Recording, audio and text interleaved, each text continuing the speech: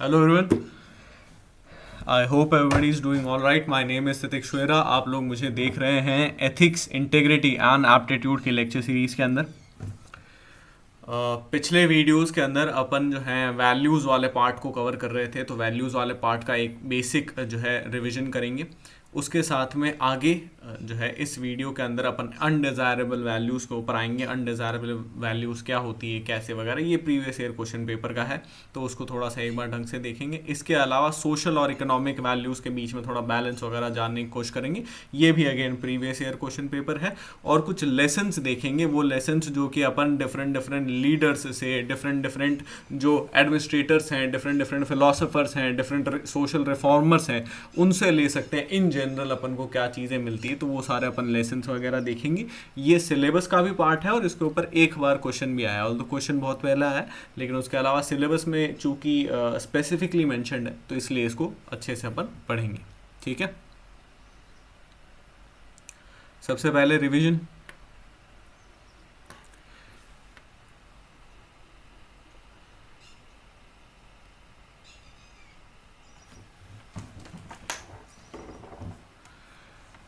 देखो क्या क्या पढ़ लिया है अपन ने। पहले वैल्यूज़ वाले पार्ट के ऊपर थे अपन, है ना। तो वैल्यूज़ वाले पार्ट के अंदर सबसे पहले अपन ने वैल्यूज़ की जो है डेफिनेशन देखी थी। तो क्या होती है डेफिनेशन वैल्यूज़ की? Values are socially accepted standards of desirability and undesirability. यही चीज़ अपन ने देख ली थी, है ना। इसके अलावा अपन ने क्या देखा था? इसके अलावा अपन ने देखा था कि they guide what, they guide our behaviour, our actions, our goals and our objectives. समझ में आया? ठीक है। फिर इसके अलावा और क्या चीज़ अपन ने देखी थी? फिर अपन ने देखा था ह्यूमन वैल्यूज़। तो यहाँ पे अपन ने देख लिया था कि जो मोस्ट फंडामेंटल वैल्यूज़ है, ठीक है, ओवरऑल डेवलपमेंट के लिए, पर्सन के कैरेक्टर डेवलपमेंट के लिए, these are known as human values. तो मोस्ट फंडामेंटल वैल्यूज़ कौन कौन सी हो सकती है इनमें से? तो जैसे कि ट्रस्ट हो गया, एम्पैथी हो गया, कंपैशन हो गया, इसके अलावा अपना ऑनेस्टी हो गया, इंटीग्रिटी हो गया, है ना। तो इस तरीके की चीज़ें हो सकती है। फिर इसके अलावा और क्या चीज़ है? तो ये ह्यूमन वैल्यूज़ वगैरह यहाँ पे बेसिक अपन ने देख लिया था। ये वैल्यूज़ एक पर्सन को कैसे मिलती है? तो पर्सन को जो है सोसाइटी से मिलती है ना। और सोसाइटी इन्हें कैसे इम्पार्ट करता है? तो सोसाइटी जो है सोशल सैंक्शंस के द्वारा इन्हें इम्पार्ट करता है। ये सोशल सैंक्शंस पॉजिटिव और नेगेटिव हो सकते हैं।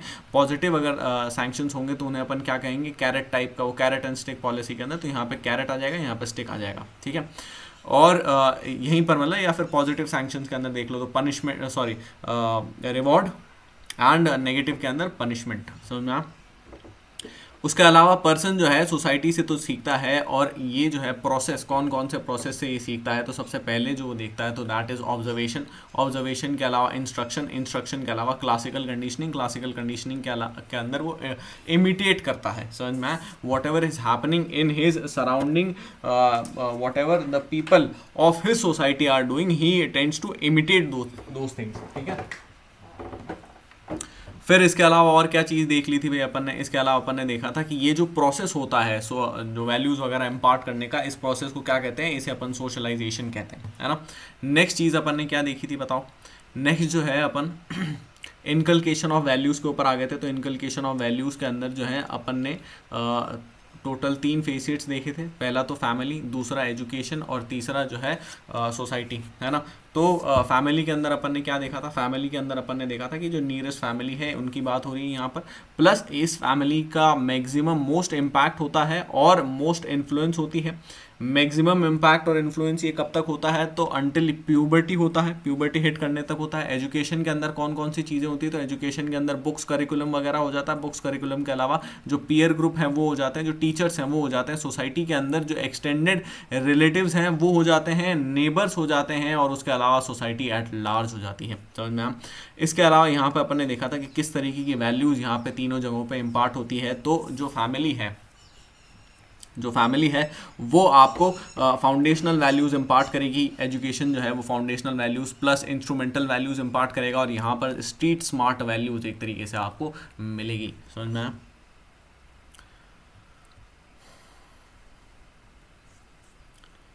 इसके अलावा अपन जो है टाइप्स देख लिए थे अपन ने। टाइप्स ऑफ वैल्यूज़ कौन कौन सी होती है? तो टाइप्स ऑफ वैल्यूज़ के अंदर अपन ने कौन कौन सी देखी थी बताओ? सबसे पहले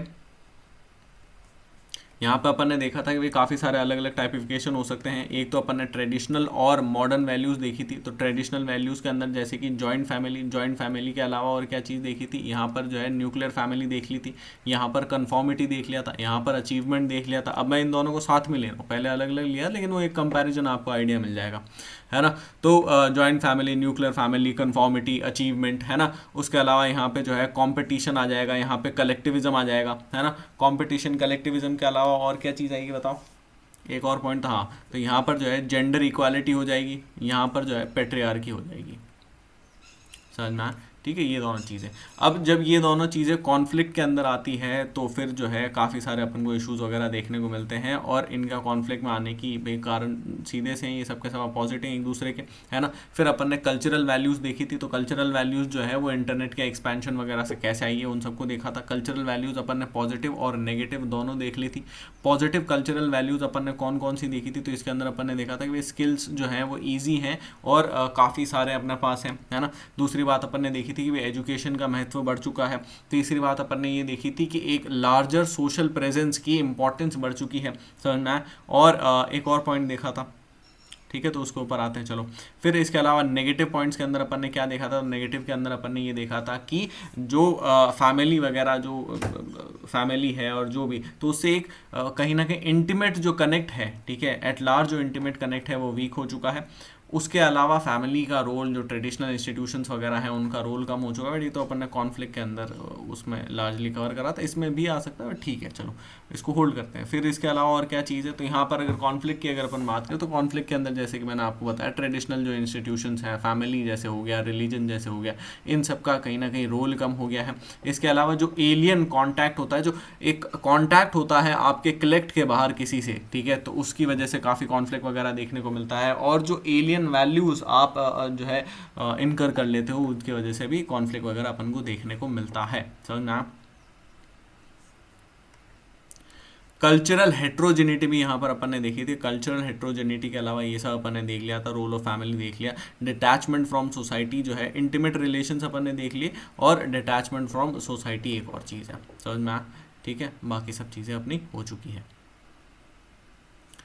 फिर नेक्स्ट क्या देखा था बताओ, टेम्परेरी और ये जो है इन वैल्यूज़ के अलावा, है ना, ट्रेडिशनल और मॉडर्न वैल्यूज़ के अलावा अपन ने यहाँ पे जो है टेम्परेरी और परमानेंट वैल्यूज़ या फिर स्टैटिक और डायनेमिक वैल्यूज़ भी देखी थी। तो यहाँ पे अपन ने पहले इन जनरल एक स्टेटमेंट लिया था। वो स्टेटमेंट क्या था कि भाई वैल्यूज़ यूजुअली स्टैटिक होती है, बहुत ज़्यादा आसानी से चेंज नहीं होती है। जब चेंज होती भी है तो कब होती है, बहुत ज़्यादा डायर कंडीशंस के अंदर चेंज होती है, जैसे कि सडन बैंकरप्सी हो गया या फिर कोविड-19 हो गया एट्सेट्रा, है ना। Plus over the time change होती है, बहुत ज़्यादा लंबा टाइम लगता है, इतनी आसानी से चेंज नहीं होती है। जिसके एग्जाम्पल के अंदर अपन ने देख लिया कि भाई विमेन का ब्लाउज वगैरह, उसके अलावा जो है अपना मोनोगैमी, पॉलीगैमी वगैरह देख लिया, है ना। तो ये सारी चीज़ें आ गई। फिर इसके अलावा और क्या चीज़ है, स्टैटिक वैल्यूज़ के अंदर अपन ने देखा था कि जो वैल्यू जितनी ज़्यादा स्टैटिक रही है वो उतनी ही ज़्यादा जो है मुश्किल से चेंज होगी, इतनी आसानी से चेंज नहीं होगी। एग्जांपल था इन ब्रीडिंग, है ना।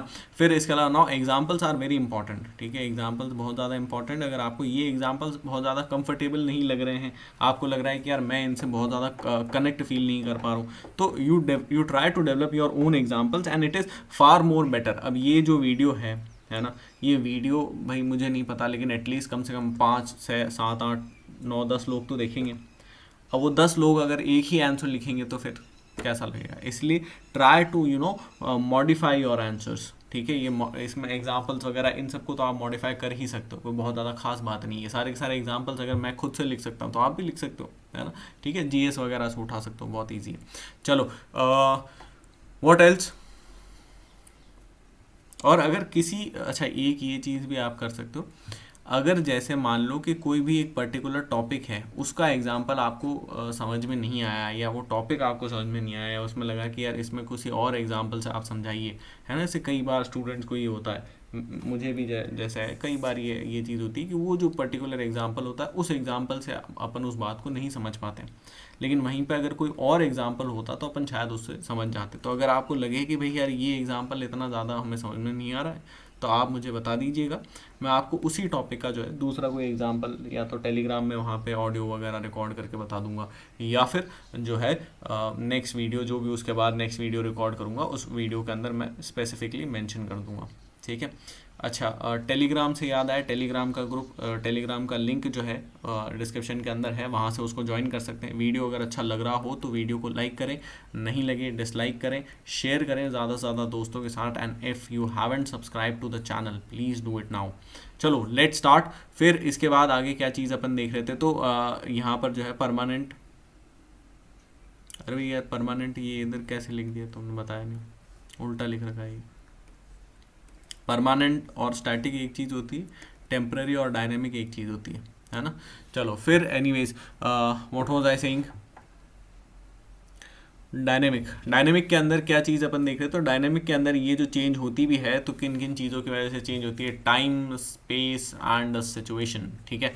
टाइम के अंदर जैसे कि अपन ने देखा था कि मिडिवल टाइम्स के अंदर क्या चीज़ होती थी, मिडिवल टाइम्स के अंदर ब्राह्मण्स वर्सेस वैश्य, ये जो है मेन हीटेड डिबेट होती थी। आज की तारीख में हीटेड डिबेट क्या है, हिंदूज वर्सेस मुस्लिम्स, है ना। स्पेस के अंदर अपन ने क्या चीज़ देखी थी, स्पेस के अंदर अपन ने देखा था कि रूरल इंडिया के अंदर जो है नेम का टैटू वगैरह बहुत ज़्यादा कॉमन और बहुत ज़्यादा ठीक है, इसमें कोई खास बात नहीं। वहीं पर अर्बन इंडिया के अंदर नेम का टैटू बहुत ही ज़्यादा मतलब जो है इडियोटिक बात है, समझ में।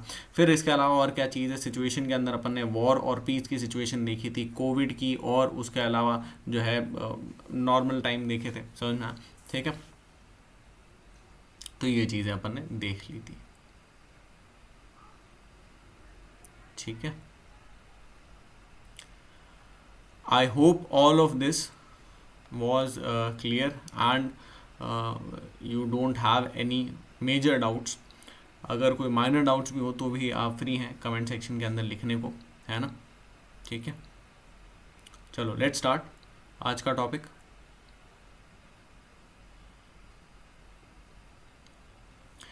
आज के टॉपिक के अंदर क्या है बताओ, अनडिजायरेबल वैल्यूज़ है ना। इसके ऊपर एक क्वेश्चन आया था कि जैसे क्वेश्चन लंबा चौड़ा था, एक बेसिक आपको क्रक्स देता हूँ मैं।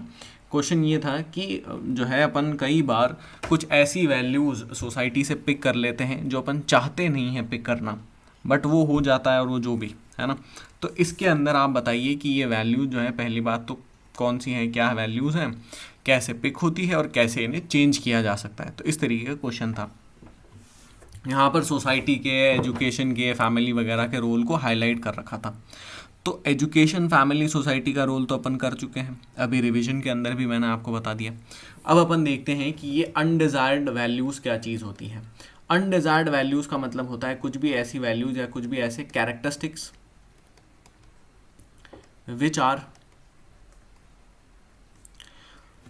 विच वी पिक, विच आर हटा दो, ठीक है, आप हटा तो सकते नहीं हो तो आपके उसमें चलते हैं, विच वी पिक नोइंगली, ये यहाँ पे लिखो अननोइंगली और नोइंगली, और इसको ब्रैकेट में लिखना, समझना। तो दीज आर अनडिजायर्ड वैल्यूज, समझना। अब ये जो अनडिजायर्ड वैल्यूज़ हैं, इन अनडिजायर्ड वैल्यूज़ के अंदर जो नेक्स्ट टॉपिक आता है, जो नेक्स्ट इसी के अंदर कंसेप्ट आता है, वो नेक्स्ट कंसेप्ट आता है कि ये जो है ये वैल्यूज़ मतलब कैसी होती हैं, इनका नेचर वगैरह कैसा होता है। तो इट डिपेंड्स, है ना, इनका जो नेचर है वो डिपेंड करता है कि तीन बातों के ऊपर। सबसे पहली बात, सोसाइटी कैसी है, सोसाइटी का नेचर कैसा है, समझना। दूसरी बात, कितने टाइम आप सोसाइटी के अंदर रहे हो, तो टाइम ऑफ कांटेक्ट, ठीक है। और तीसरी बात, जो आइडियल्स क्या है सोसाइटी के, क्या आइडियल्स हैं, आइडियल्स ऑफ सोसाइटी, समझना है कि सोसाइटी एग्जैक्टली ये चाहती है, ठीक है, क्योंकि सोसाइटी से ही अपनी वैल्यूज़ बन रही है। भाई ये तो अपन ने देख लिया ना, ये तो अपन ऑलरेडी इस्टेब्लिश कर चुके हैं, ठीक है। तो ये चीज़ क्लियर हो गई। फिर इसके अलावा क्या चीज़ है, तो ये तीन चीज़ें हैं। एग्जाम्पल अगर इसका मैं आपको बताऊं तो एग्जाम्पल इसका जैसे ऐसे बनता है कि सोसाइटी, सबसे पहली बात तो एक अच्छी मॉरल इमॉरल किस तरीके की सोसाइटी है, सोसाइटी के अंदर फीलिंग ही ऐसी है एट लार्ज, जैसे कि एक वो मूवी थी मैड मैक्स, है ना, मैड मैक्स फ्यूरी रोड वगैरह काफ़ी फेमस मूवी हुई। तो उस मूवी के अंदर सबके सब एक दूसरे की जान के पीछे पड़े हुए हैं, किसी को किसी से लेना देना नहीं, सबके सब जो है अपना बेनिफिट सोच रहे हैं। अगर ऐसी सोसाइटी के अंदर एक बच्चा जो है वो जन्मेगा और बड़ा होगा तो उसको किस तरीके की वैल्यूज़ मिलेगी, ऐसी ही वैल्यूज़ मिलेगी ना। बहुत रेयर चांसेस है कि भाई बहुत कोई सेंट महात्मा गांधी हो जाए, ठीक है, इस तरीके के चांसेस बहुत ज़्यादा कम है, ठीक है। सेकंड चीज़ है कितना ज़्यादा कांटेक्ट रहा है। इसका ये मतलब है कि मान लो कि अब ये तो जन्मा और पला बढ़ा और सब कुछ उसी सोसाइटी के अंदर हुआ, तो एक बात है। दूसरी बात ये होती है कि ये सिर्फ जो है बीच बीच में कभी कभार उस सोसाइटी से इसका मिलना जुलना रहा हो, तो इतने ज़्यादा जो है इतना ज़्यादा स्ट्रॉन्ग कॉम्पिटिटिव भावनाएं हो सकता है इसके अंदर ना हो, समझना। आइडियल्स ऑफ सोसाइटी की अगर अपन बात करें तो आइडियल्स ऑफ सोसाइटी के अंदर जैसे कि जो यूएस की जो सोसाइटी है, तो यूएस की सोसाइटी जो है कंपटीशन के ऊपर वो फोकस करते हैं, कैपिटलिज्म के ऊपर फोकस करते हैं, इंडिविजुअल सक्सेस के ऊपर वो फोकस करते हैं ना, इन सारे आइडियाज़ के ऊपर फोकस करते हैं। तो यहाँ पर जो बच्चे होंगे उनके अंदर, यहाँ पर जो भी पर्सन होंगे, मेम्बर्स ऑफ सोसाइटी होंगे, उनके अंदर जो है कहीं ना कहीं यही सारी चीज़ें होंगी। वहीं पर जो कोई दूसरी अगर आप सोसाइटी लो, जैसे कि मान लो कोई जो है कोई जिम्बाब्वे वगैरह हो गया, कोई पिछला ऐसा भूटान हो गया, ठीक है, let's say Bhutan is a very good example. Bhutan हो गया, तो यहाँ पे एनवायरनमेंट के ऊपर एक्सेसिव फोकस करते हैं, ट्रीज़ वगैरह के ऊपर, फॉरेस्ट के ऊपर एक्सेसिव फोकस करते हैं, है ना। उसके अलावा रिस्पेक्ट और हारमनी और इन सब चीज़ों के ऊपर फोकस करते हैं। अब ये सब चीज़ें होंगी तो यहाँ पर जो बच्चा होगा उनके उसके अंदर भी जो है यही सब चीज़ें होंगी, समझना है। तो कॉन्ट्रास्ट आ गया ना, अपन को इन दोनों के बीच में कॉन्ट्रास्ट देखने को मिल सकता है। This is the thing. फिर इसके बाद अगली चीज़ क्या होती है, तो ये नेचर तो अपन ने देख लिया अनडिज़ायर्ड वैल्यूज़ का। अब ये अनडिज़ायर्ड वैल्यूज़ के कुछ एग्जांपल भी बताओ भाई। तो जो अनडिज़ायर्ड वैल्यूज़ हैं, अनडिज़ायर्ड वैल्यूज़ दो तरीके की हो सकती है, एक तो मॉरल्स और एथिक्स के ऊपर, या मॉरल और एथिकल वैल्यूज़, समझना।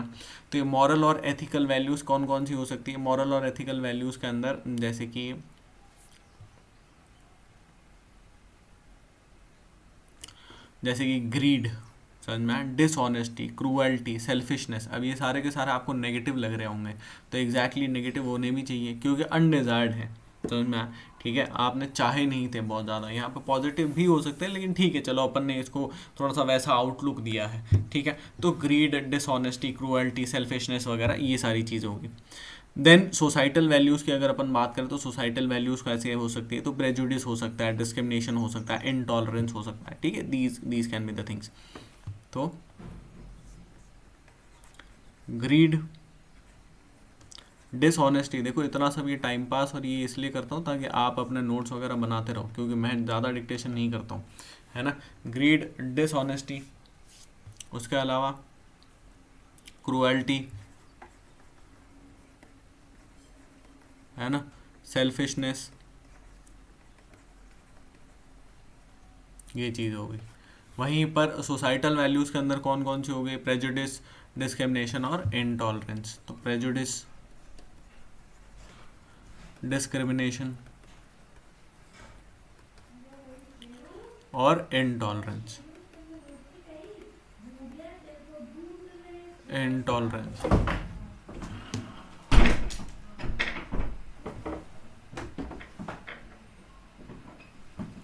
ठीक है। फिर इसके बाद अगली चीज़ क्या है, तो ये एक चीज़ हो गई भाई, ठीक है, जल्दी जल्दी चलते, ज़्यादा टाइम वेस्ट नहीं करते, है ना। अनडिज़ायरेबल वैल्यूज़, अनडिज़ायरेबल वैल्यूज़ के अंदर ये सब चीज़ें अपन ने देख ली। अनडिज़ायर्ड वैल्यूज़, अनडिज़ायरेबल वैल्यूज़, कुछ भी आप कह लो। Characteristics one picks up without knowing, है ना। हाउ, कैसे करता है ये, दिस इज इंपॉर्टेंट, कैसे ये कैरेक्टरिस्टिक्स एक पर्सन कैसे पिकअप करता है। तो इसके देखो दो प्राइमरी चीज़ें हैं, पहला है क्लासिकल कंडीशनिंग और दूसरा है observation. How are these two things, क्योंकि ये चीज़ें देखो इंस्ट्रक्शन के अंदर तो सिखाई जा रही है ना, वो तो डिजायर्ड हो गई, है ना। यहाँ पर डिजायर्ड नहीं है, क्लासिकल कंडीशनिंग और ऑब्जर्वेशन जो है ये डिजायर्ड नहीं है, आदमी सीख जाता है देख कर, किसी को कहना नहीं पड़ता है, समझ में। तो क्लासिकल कंडीशनिंग के अंदर जैसे मैंने आपको ब्लैक की तरफ जो रेशियल डिस्क्रिमिनेशन था वो एग्जाम्पल दिया था, वो काफ़ी बढ़िया एग्जाम्पल है ना। फिर nature of these values, nature अपन ने ये देख लिया ये कैसे बनता है, उसके अलावा कौन कौन सी वैल्यूज़, तो वो सारी अपन ने देख ली। हाउ टू चेंज इन इन जो ये जो वैल्यूज़ हैं इन्हें चेंज कैसे किया जाए। Now this is a very complex and special thing. तो इन्हें चेंज करने का जो प्रोसेस है, सबसे पहले इसके अंदर अपन एक प्रीफेस वाला पॉइंट देख लेते हैं। प्रीफेस वाला पॉइंट ये है कि values are not easy to change, therefore it may take lot of time and efforts. ठीक है, अब यहाँ पे देखो कि व्हाट इज़ द वे, किस तरीके से आप इसको चेंज कर सकते हो। तो इसको चेंज करने के ये जो है, ये तीन चीज़ें हैंड इन हैंड चलनी चाहिए, तभी इन्हें चेंज किया जा सकता है। तीन चीज़ें कौन कौन सी हैं? सबसे पहली बात तो है परसिस्टेंस। आपको लगे रहना पड़ेगा, आसानी से नहीं होने वाली है कि भाई आप सोचोगे भाई बहुत ज़्यादा आसानी से ये चीज़ हो जाएगी, तो अब बहुत ज़्यादा आसानी से नहीं होगी, टाइम लगता है, समझ में आया। दूसरी बात है सेल्फ रेगुलेशन, और तीसरी बात है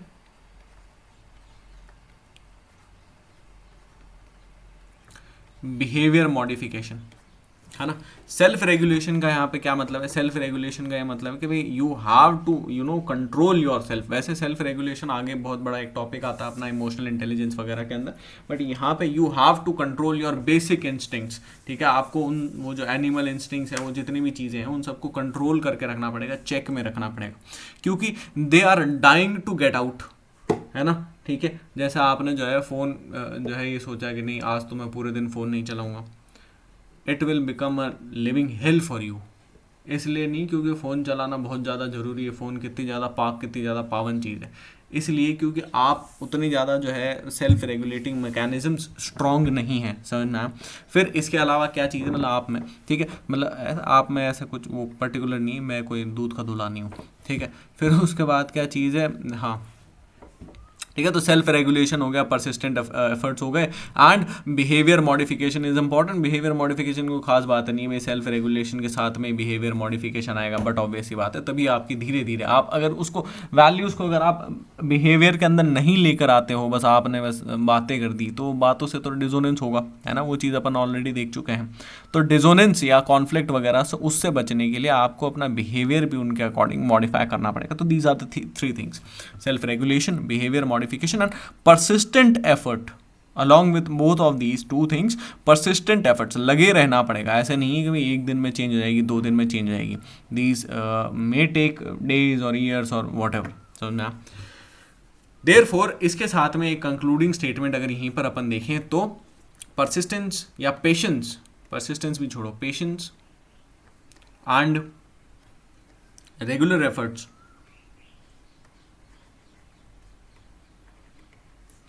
is the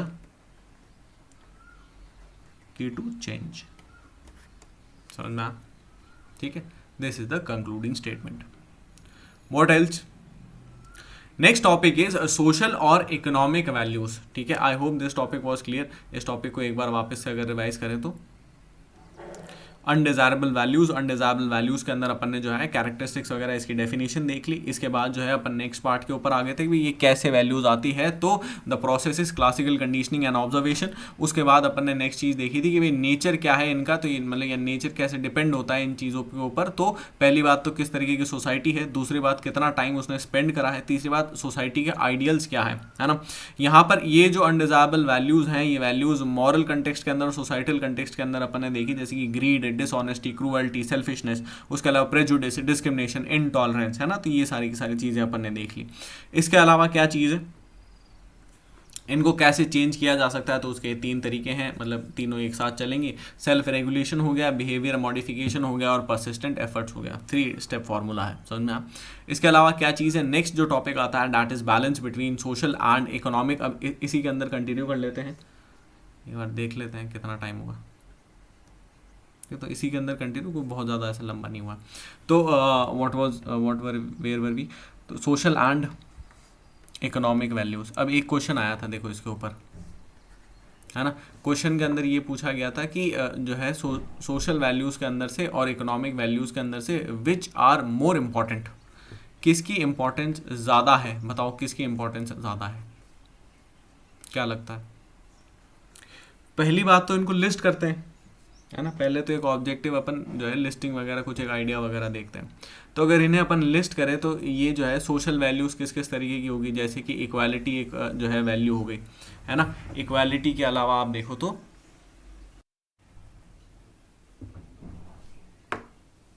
वीडियो यार पॉज तो मेरे ख्याल से नहीं हुआ है, ठीक है। तो as I was saying, equality एक वैल्यू हो गई, है ना। मतलब सोशल वैल्यूज़ को अपन लिस्ट कर रहे हैं, तो सोशल वैल्यूज़ के अंदर जैसे इक्वालिटी हो गया, इक्वालिटी के अलावा ब्रदरहुड हो गया, रिस्पेक्ट हो गया, इस तरीके की चीज़ें, ब्रदरहुड या फिर फ्रेटर्निटी आप यहाँ पे लिख सकते हो, respect, respecting elders and respecting the other people, ठीक है, रिलेटिव्स एटसेट्रा, ठीक है, तो दैट इज द पार्ट। तो यहाँ पर इक्वालिटी हो गया, फ्रेटर्निटी या फिर ब्रदरहुड हो गया, रिस्पेक्टिंग एल्डर्स हो गया, है ना। ये तो सोशल वैल्यूज़ हो गई। इकोनॉमिक वैल्यूज़ क्या होती है? इकोनॉमिक वैल्यूज़ जैसे कि प्रॉफिटेबिलिटी, है ना, इसको इंसानी भाषा में लिखते हैं इसको,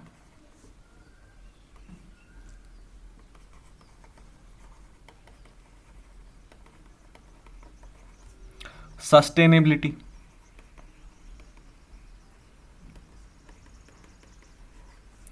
कंपटीशन,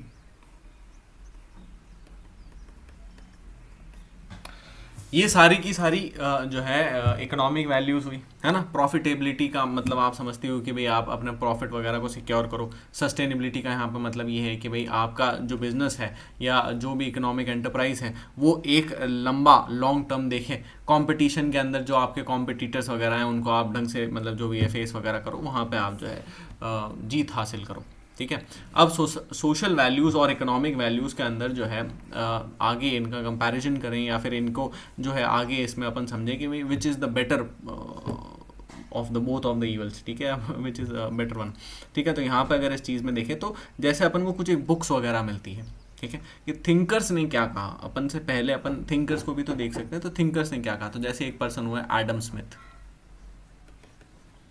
एडम स्मिथ ने एक किताब लिखी है, एडम स्मिथ का, आई होप आपने नाम मतलब सुना होगा, नहीं सुना तो भी कोई इशू वाली बात नहीं। इकोनॉमी के अंदर आते हैं, कैनन्स ऑफ जो है टैक्सेशन और उस सब के अंदर आते हैं, और Adam Smith was a big big Pioneer of capitalism, ठीक है। तो इन्होंने एक किताब लिखी थी, किताब का नाम था wealth of Nations. This book was primarily upon capitalism and etcetera, ठीक है। और यहाँ पर जो है इन्होंने प्राइमरीली इकोनॉमी वगैरह के ऊपर फोकस करा है। वैसे कार्ल मार्क्स भी हुए, तो कार्ल मार्क्स ने भी इकोनॉमी के ऊपर बहुत ज़्यादा हेवीली फोकस करा, लेकिन यहाँ पे उनको इस कंपैरिजन के अंदर लाना थोड़ा सा अजीब हो जाएगा क्योंकि उनकी बातें थोड़ी सी कंपैरेटिवली अजीब थी, ठीक है। इसके अलावा और क्या चीज़ है? इसके अलावा जैसे कि जो है एक पर्सन हुए जॉन रॉल्स, है ना। जॉन रॉल्स ने एक किताब लिखी, तो थ्योरी ऑफ जस्टिस, जस्टिस का सिद्धांत, ठीक है, और शानदार किताब है। ये आदमी भी थोड़ा भारी आदमी है, ठीक है। अब इनकी अगर अपन बात करें, ठीक है, अब जैसे ये जो दोनों पर्सन है यहाँ पे, जॉन रॉल्स जो है, जॉन रॉल्स ने थियरी ऑफ जस्टिस के अंदर सोशल वैल्यूज़ के ऊपर बहुत ज़्यादा फोकस करा, और सोशल वैल्यूज़ के अंदर प्राइमरीली उन्होंने बताया कि भाई why these are important, how these are important, what is the, ये वैसे जॉन रॉल्स बाद में अपने डिटेल के अंदर आएगा, तो उसके अंदर अपन जो है कुछ एक चीज़ें देखेंगे। जैसे यहाँ पे एक इन्होंने पर्दे का कंसेप्ट बताया, शानदार कंसेप्ट है, ठीक है, बट उसके बारे में भी यहाँ पे उतरने को मतलब नहीं, यहाँ पे बस आप इनको लिस्ट करके और फिर आगे बढ़ो कि भाई ठीक है क्या है। नेक्स्ट चीज़ जो आती है, नेक्स्ट चीज़ ये आती है कि भाई अपन एग्जांपल देख सकते हैं कि कौन सी ऐसी कंट्रीज़ हैं या कौन सी ऐसी सोसाइटीज़ हैं जिन सोसाइटीज़ ने इन डिफरेंट इन चीज़ों को अप्लाई करा। तो जैसे अगर सोशल वैल्यूज़ को, हैवी सोशल वैल्यूज़ के ऊपर अगर फोकस की बात आए, तो जैसे एक कंट्री भूटान, भूटान के बारे में आपको पता ही होगा, यहाँ पे बहुत ज़्यादा जो है इसके ऊपर, जैसे एक एग्जांपल यहाँ पर ये है कि हर जो एक बच्चा यहाँ पे पैदा होता है, तो उस बच्चे के पैदा होने के साथ में जो है वो एक पेड़ लगाना वहाँ पे कंपलसरी है। तो दिस इज़ अ थिंग। फिर उसके अलावा जो है भूटान के अलावा जैसे कुछ सोसाइटीज़ हुई जहाँ पर जो है इकोनॉमी के ऊपर एक्सेसिव फोकस डाला गया, जैसे कि यूएस एंड चाइना, समझ में आया। इसके अलावा और क्या चीज़ है? तो अब इन दोनों ही सोसाइटीज़ को जैसे अगर आप देखोगे, इन दोनों को अगर आप कंपेयर करोगे, इन दोनों थिंकर्स को, इनकी बुक्स वगैरह को, इन सब चीज़ों को कंपेयर करोगे, इन वैल्यूज़ को अगर आप कंपेयर करोगे, तो आपको क्या चीज़ मिलेगी? वही चीज़ मिलेगी जो हर बार जो है अपन को एट लास्ट मिलता है, दैट इज़ गांधी। तो Gandhi had a middle path kind of thing, a balancing kind of act, which was in his book Hind Swaraj. जब अपन बाद में गांधी को पढ़ेंगे तो अपन देखेंगे कि भाई गांधी कैपिटलिज्म के खिलाफ बिल्कुल भी नहीं थे। He wanted capitalism, he wished capitalism, he had many capitalist friends, but what ideals he had along with capitalism was that कि you have to do socialism at your individual level, at personal level, समझ में आया कि आपको society का वैसे भला करना है। सोशलिज्म का अगर पॉलिटिकल जो है अपन वो चीज़ के अंदर भली नहीं जाए, लेकिन आपको सोसाइटी का इन जनरल एट लार्ज भला करना ही है। और उसके अलग अलग इन्होंने कॉर्पोरेट सोशल रिस्पॉन्सिबिलिटी उस तरीके की कुछ बात करी थी, उस समय पे तो ये टर्म ही नहीं था, है ना, ठीक है, तो उस तरीके की कुछ बात करी थी। अब यहाँ पर अगर जो है इन दोनों के बीच में भी देखें तो जैसे भूटान है, भूटान कोई बहुत ज़्यादा मेजर लीडिंग पावर नहीं है, उनके पास खुद की कोई बहुत ज़्यादा स्ट्रॉन्ग आर्मी भी नहीं है, ऐसा नहीं है कि भाई उनकी कोई बहुत ज़्यादा मान्यता है। यूएस और चाइना जो है, यूएस और चाइना की जो सोसाइटीज़ हैं अंदर से फ्रैक्चर्ड सोसाइटीज़ हैं। यूएस के अंदर अपन को ऐसे कई बार इंस्टेंसेस देखने को मिलते हैं जो है मल्टीपल मैरिजेस बन रही हैं, बिगड़ रही हैं, है ना, ठीक है, दिस इज़ नाइस। ये अपन इस एक पैरामीटर के ऊपर देख सकते हैं कि भाई डिवोर्स और जो री मैरिज है तो वो कोई बहुत ज़्यादा टैबू नहीं है, this is all right. But अगर वो 7 बार हो रहा है, 8 बार हो रहा है, 9 बार हो रहा है कि एक मतलब जो है पर्सन है उन्होंने 9 बार शादी कर रखी, 9 बार डिवोर्स हो रखा है, तो ये तो भाई अजीब गरीब बात है ना। इससे कुछ तो समझ में आ रहा है कि भाई कुछ तो अजीब है, समझ में आया। उसके अलावा चाइना के अंदर आप देखो तो चाइना के अंदर उनके पास कुछ भी कई बार, अब जैसे वो बीच में काफ़ी ज़्यादा परेशान थे 1 चाइल्ड पॉलिसी के ऊपर, इसके उसके ऊपर, तो इतना ज़्यादा अगर वो होता है ना तो एक सोसाइटी की एक ह्यूमन टेंडेंसीज की जो चीज़ें हैं वो चीज़ें कमज़ोर होती हैं, समझ में आया। तो दिस इज़ द थिंग, तो we need balance between both of them. तो ये इस चीज़ का जो है क्रक्स यही है, इस पूरी डिबेट का क्रक्स यही है कि what do we need a balance between societal and economic values for what. Now इस बैलेंस से अपन को क्या मिलेगा, इस बैलेंस से अपन को जो है, इस बैलेंस से अपन को जो है इंक्लूसिव डेवलपमेंट मिलेगा। हर एक पर्सन का डेवलपमेंट होगा, सिर्फ ऐसा नहीं है कि भाई किसी एक पर्सन पर्टिकुलर ग्रुप का ही डेवलपमेंट हो रहा है। अगर इकोनॉमी भी है और उसके साथ में सोसाइटल वैल्यूज़ भी है तो ये बात होगी कि भाई ठीक है, मनी वगैरह और जो है मनी जनरेशन, प्रॉफिटेबिलिटी वगैरह, प्लस हर एक जो है ग्रुप वगैरह, हर एक स्ट्राटा वगैरह, उन सबको बेनिफिट मिलेगा। इसके अलावा सस्टेनेबल डेवलपमेंट, खाली सस्टेनेबिलिटी की बात नहीं है, सस्टेनेबल डेवलपमेंट भी है, समझ में आया, ठीक है। डेवलपमेंट कब होगा, जब इकोनॉमी होगी, है ना, और सस्टेनेबल कब होगा, इंक्लूसिव कब होगा, जब सोसाइटी होगी या फिर सोशल वैल्यूज़ होगी, समझ में आया, ठीक है।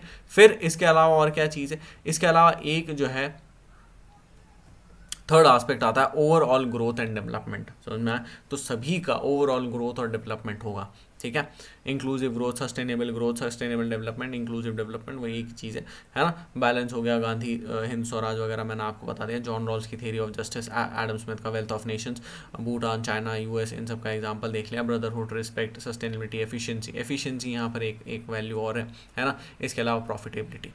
फिर क्या चीज़ है, नेक्स्ट जो टॉपिक आता है that is lessons from lives and teachings. तो इसको अपन जो है नेक्स्ट वीडियो के अंदर कवर करते हैं। I hope this video was informative. If you liked the video please don't forget to like, share and subscribe. Thank you.